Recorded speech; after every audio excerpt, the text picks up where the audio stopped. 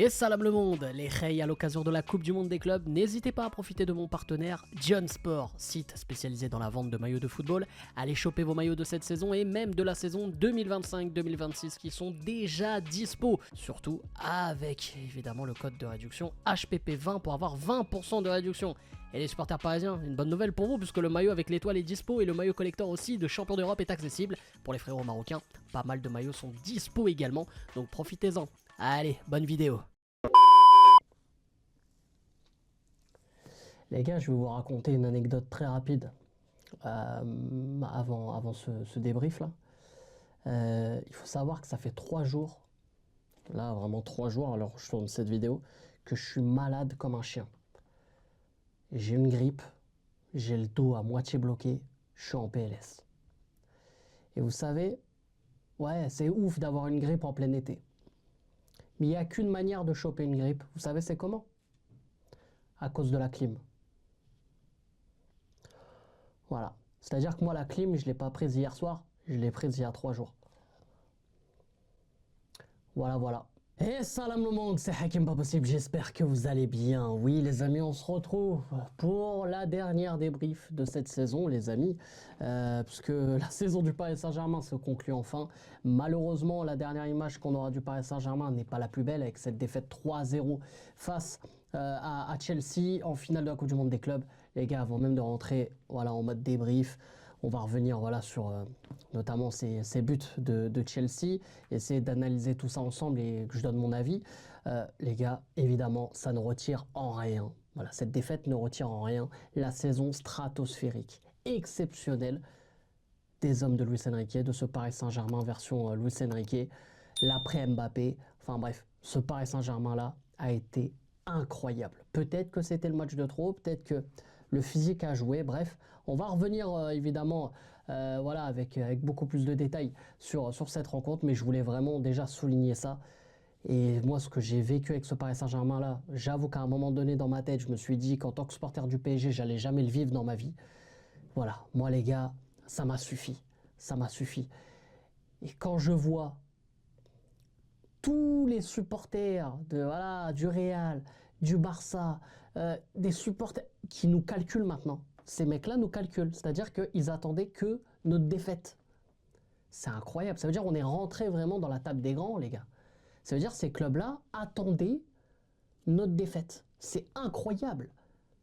Moi, juste ça, quand j'allais sur les réseaux, ça veut dire, avant, tu vois, il n'y avait que l'OM. Nous, voilà, même maintenant, les supporters de l'OM, on les calcule plus. Alors, on sait que c'est des mecs... voilà, ils vivent dans Noyoku, voilà, ils prennent Noyoku pour un F2, voilà, si tu veux, c'est pas, on a l'habitude, tu vois, ils payent le loyer, ils sont contents de payer le loyer, c'est comme ça. Mais mon gars, des supporters du Barça, des supporters du Real, ils étaient là en mode, ils attendaient notre chute. Bah, les gars, on a tout gagné. Les gars, on a tout gagné. On arrive à leur créer du contenu, on arrive à leur créer quelque chose. C'est incroyable. Avant, c'était nous les aigris, en mode, voilà, on était là, gna gna, tu vois, un peu l'ex, tu vois, rageuse un peu. Parce qu'on n'avait pas gagné notre Ligue des Champions, on n'avait pas notre étoile. Maintenant, ça y est, les gars, on l'a, notre étoile. C'était la chose la plus difficile à faire. Maintenant, il va falloir, évidemment, renouer avec cette expérience et essayer de rééditer là-dessus pour pas montrer que, voilà, entre guillemets, c'était le facteur chance ou je ne sais quoi. Bref.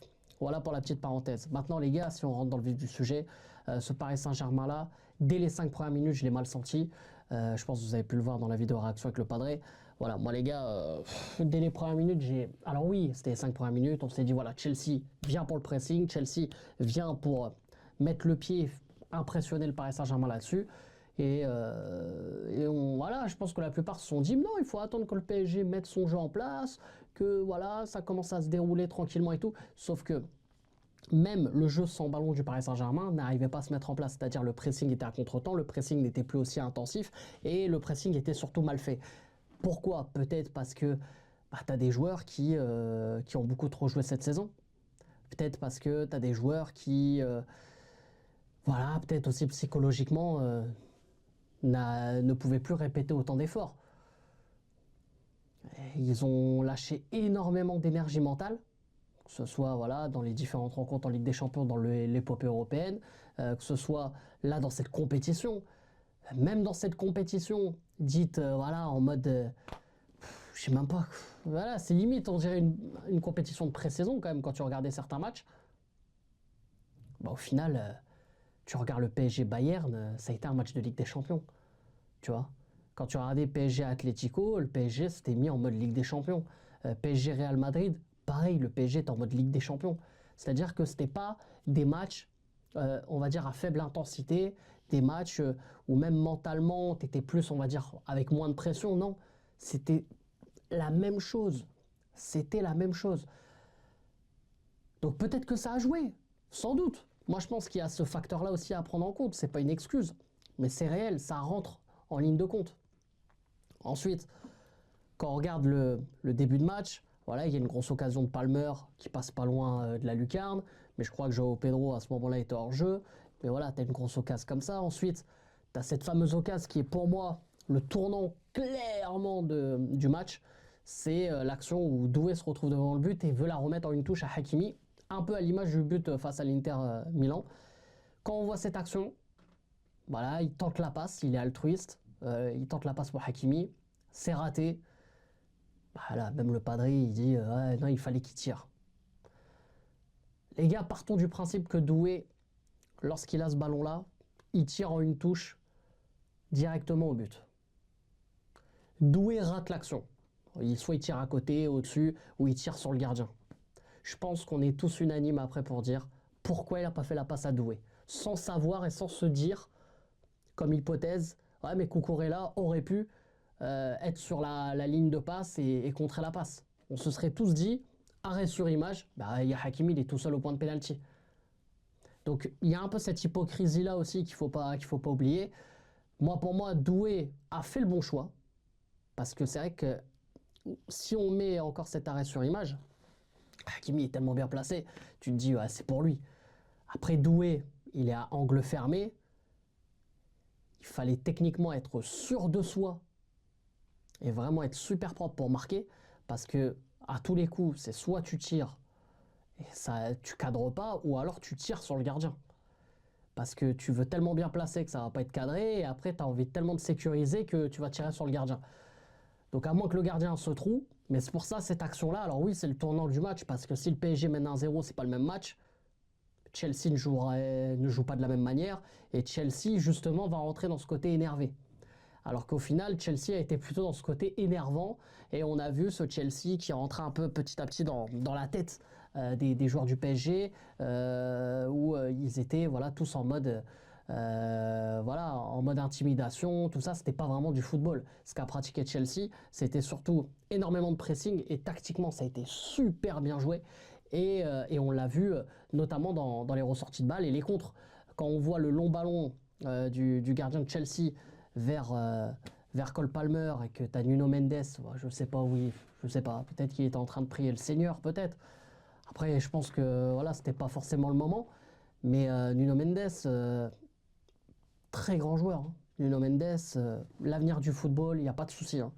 Mais quand je pense, il y a encore quelques jours, quelques semaines, ça comparait Nuno Mendes à Hakimi et qu'on me tombait dessus parce que je disais que Hakimi, pour moi, il est encore, mais nettement au-dessus de Nuno Mendes, bah là, on l'a vu dans ce type de match. C'est que Nuno Mendes, le problème, c'est qu'il n'a pas atteint encore cette maturité qu'a Hakimi. Nuno Mendes, il est encore dans ce côté où déjà, il se fait bousculer mentalement parce qu'il s'est fait rentrer dans la tête, on l'a vu dans le match, et dans les placements, dans certaines choses, Nuno Mendes, il n'est pas encore, tu vois, le latéral en mode patron. On sent que c'est un joueur en devenir, bien sûr, mais c'est pas encore en taille patron.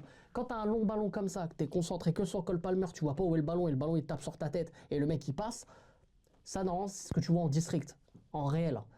Mais là, non, tu peux pas faire ça. Et après Cole Palmer, on connaît la suite.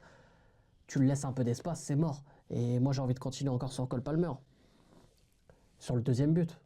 Venez, on enchaîne sur le deuxième but, parce qu'après, ça va super vite hein, pour Chelsea. Hein. Sérieusement. Est-ce que, moi, j'ai envie de poser une vraie question. Est-ce que le Paris Saint-Germain connaissait Cole Palmer avant? Parce que quand on voit le match, j'ai l'impression qu'il ne connaissait pas Cole Palmer. Et moi, je pense que c'est un peu aussi le défaut de ce Paris Saint-Germain-là et de Luis Enrique, et j'espère qu'il va travailler aussi là-dessus, c'est que des fois, alors ça peut être une force, hein, d'être d'avoir cette confiance, de se dire, voilà, on reste concentré sur notre jeu, peu importe l'adversaire, etc., etc. Mais quand tu t'affrontes des adversaires où tu as un joueur qui est hyper important et qui est le centre du jeu et que tu te dis, si ce mec-là, il est en forme aujourd'hui, ça peut changer tout un match, tu dois faire quelque chose. Quand, voilà, sur les actions défensives, à la perte du ballon, tu dois avoir au moins un ou deux mecs qui s'occupent de Palmer. Palmer était tout seul dans le match. Tu laisses un mec comme ça, tout seul dans le match, le mec, il est tranquille. Il va jouer en détente. Parce que techniquement, s'il a de l'espace, c'est un joueur de ballon, il va se régaler. Et quand tu le vois rentrer dans la surface, le mec, il a le temps de faire 3 feintes. Une feinte pour le dédoublement qu'on lui fait, je ne me rappelle plus qui passe dans le dos, bref. Il refait une autre feinte pour voir à peu près s'il est bien placé, tu vois. Il refait une autre feinte, Beraldo tombe au sol, et après il tire, il est tranquille. Et il met le même but que le premier limite. Pour moi, non. T'es le Paris Saint-Germain, t'as fait une saison exceptionnelle, tu peux pas te permettre de défendre comme ça, de laisser un joueur avec autant d'espace. C'est interdit. Encore une fois, est-ce que c'est sur le côté physique, mental? Ça, c'est encore un autre contexte. Et bah, derrière, rebelote. T'as un nouveau contre. Je mets même pas le but de Joao Pedro en arrêt sur image, mais surtout l'action en fait de base où t'as Cole Palmer, il est tout seul sur le contre. Tout seul, encore une fois. Quand tu prends 2 buts qui... Voilà, ça vient de Cole Palmer. Tu te dis à un moment donné, tu as peut-être une réaction. Tu te dis, est-ce que tu mets pas entre guillemets un individuel ou un mec à peu près dans la zone de Cole Palmer pour couper un contre, pour couper quelque chose, je sais pas, tenter quelque chose comme ça. Alors oui, je sais, c'est pas forcément le style de Luis Enrique, mais tu te dis, attends là il y a eu 2-0 rapidement, je vais éteindre le feu. Voilà, on va sacrifier un joueur, c'est pas grave, mais en contre ou quelque chose comme ça. Il doit y avoir quelqu'un. Il doit y avoir quelqu'un dans cette zone, quelqu'un qui peut le couper en contre, qui peut, voilà, tout simplement l'empêcher de faire le jeu de Chelsea. C'est ce qu'il a fait. Et pour moi, t'enlèves Palmer hier, et évidemment sur le côté défensif, peut-être un Caicedo, Chelsea ne fait pas forcément le même match. Et là, le mec, il a 20 mètres, 30 mètres, il fait ce qu'il veut. Il fait une passe, il n'est pas pressé, il fait une passe avec le timing qu'il faut à Joao Pedro. Joao Pedro, dans la forme de sa vie, qui fait un piqué incroyable. Le mec, il débarque de Brighton, personne ne le connaissait, il fait une Coupe du Monde des clubs exceptionnelle. Il marque un doublé contre Fluminense. Là, voilà. En fait, c'était le match de leur vie. Ils ont géré, bravo. En deuxième mi-temps, je n'ai pas grand-chose à dire parce qu'il ne s'est rien passé de spécial. Début de deuxième, peut-être un peu plus intéressant du côté du PSG, mais sans réellement de... Voilà, c'était pas si concret que ça. Et voilà. Alors évidemment déçu parce que tu te dis, là on aurait pu faire quelque chose d'encore plus grand, être sur le toit du monde après avoir été sur le toit de l'Europe. Oui, on aurait été heureux.